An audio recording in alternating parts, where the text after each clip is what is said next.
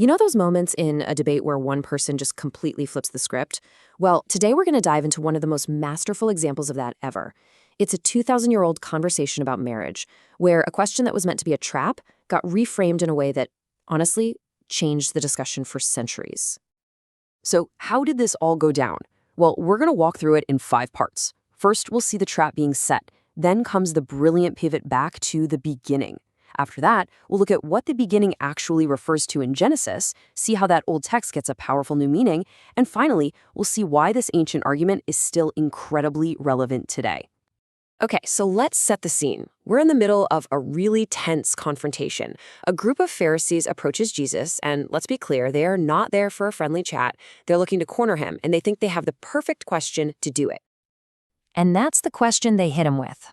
Now, on the surface, it sounds like a simple legal question, right? But it was anything but.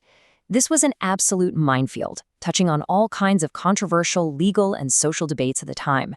This was a loaded question for sure. Their whole goal was to drag him into what's called a juridico-casuistical controversy. I know, that is a mouthful, but basically it just means a messy, nitpicky legal debate about the law of Moses. It's like a legal spiderweb. Any answer he gives, yes, no, maybe, is going to take someone off. The trap was set. But here's the thing. Jesus doesn't take the bait, not even close. Instead of stepping into that legal minefield they laid for him, he does something absolutely brilliant. He executes this strategic pivot that completely sidesteps their trap and reframes the entire conversation. And this table just lays it out so clearly. You see, the Pharisees wanted to argue about rules and loopholes, about what is permitted. Jesus just refuses to play that game. He elevates the whole discussion from a legal debate to a conversation about the Creator's original intent. He's not asking, what can we get away with? He's asking, what was this for in the first place? It's a total game changer. He looks at their argument about the law of Moses and basically says, yeah, I know about that rule, but that was a concession. That was plan B, put in place because of your hardness of heart. The real standard, the ideal, he argues, was set from the beginning. He just completely pulls the rug out from under their legalistic argument. So, when he keeps pointing to the beginning, where exactly is he pointing?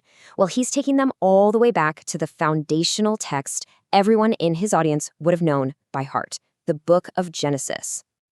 Yeah, so when he says the beginning, it's not some vague philosophical idea. He is making a direct, powerful, and very specific reference to the creation story.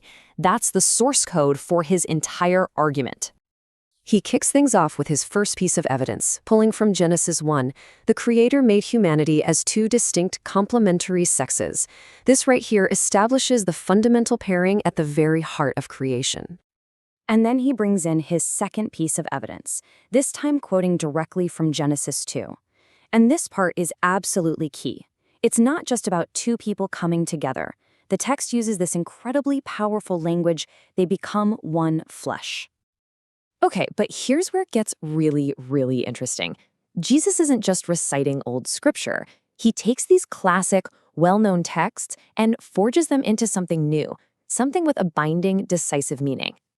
Think about it. He starts with these lines from Genesis that, on their own, you could just read as descriptive. You know, a man leaves his parents, he's joined to his wife. It sounds like it's just describing the way things are. But then he completely flips it. He turns that description into a prescription. He's no longer just saying this is what happens. He is now saying this is what must be. He gives it a clear, powerful, normative meaning. And this is the knockout punch. This is the climax of the whole argument. He takes that idea of one flesh and draws a radical, powerful conclusion from it. If God is the one doing the joining, then what human has the authority to undo it? It's this beautiful, airtight, 3-step logic. First, he quotes the text, they become one flesh.